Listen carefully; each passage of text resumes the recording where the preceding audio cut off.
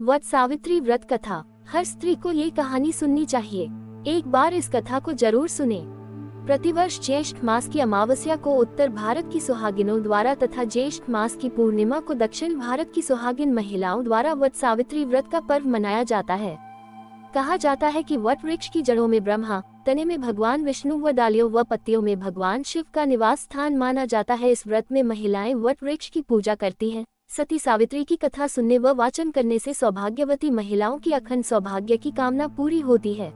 सावित्री और सत्यवान की कथा। पौराणिक, प्रामाणिक एवं प्रचलित वट सावित्री व्रत कथा के अनुसार सावित्री के पति अल्पायु थे।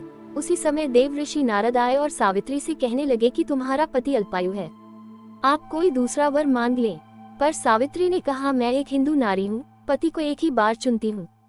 इसी समय सत्यवान के सिर में अत्यधिक पीड़ा होने लगी। सावित्री ने वट वृक्ष के नीचे अपने गोद में पति के सिर को रख उसे लेटा दिया। उसी समय सावित्री ने देखा अनेक यमदूतों के साथ यमराज आ पहुंचे हैं। सत्यवान के जीव को दक्षिण दिशा की ओर लेकर जा रहे हैं। ये देख सावित्री भी यमराज के पीछे पीछे चल देती हैं। उन्हें आता देख यमराज ने कहा कि ये पतिव्रता नारी पृथ्वी तक ही पत्नी अपने पति का साथ देती है, अब तुम वापस लौट जाओ। उनकी इस बात पर सावित्री ने कहा, जहाँ मेरे पति रहेंगे मुझे उनके साथ रहना है, यही मेरा पत्नी धर्म है। सावित्री के मुख से यह उत्तर सुनकर यमराज बड़े प्रसन्न हुए।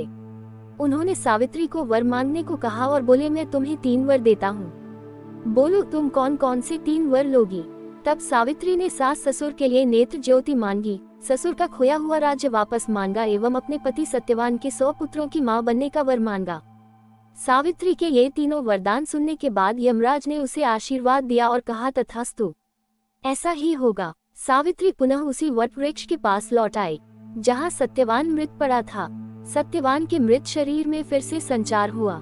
इस प्रकार सावित्री ने अपने पतिव्रता व्रत के प्रभाव से न केवल अपने पति को पुनः जीवित करवाया बल्कि सास ससुर को नेत्र ज्योति प्रदान करते हुए उनके ससुर को खोया राज्य फिर दिलवाया।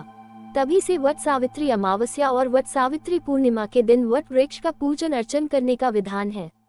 यह व्रत करने से सौभाग्यवती महिलाओं की मनोकामना पूर्ण होती है और उनका सौभाग्य अखंड रहता है। सावित्री के पतिव्रता धर्म की कथा का सार ये है कि एकनिष्ठ पतिपरायणा स्त्रियां अपने पति को सभी दुख और कष्टों से दूर रखने में समर्थ होती है।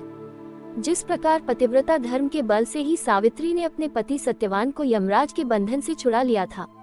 इतना ही नहीं, खोया हुआ राज्य तथा अंधे सास ससुर की नेत्र ज्योति भी वापस दिला दी। उसी प्रकार महिलाओं को अपना गुरु केवल पति को ही मानना चाहिए।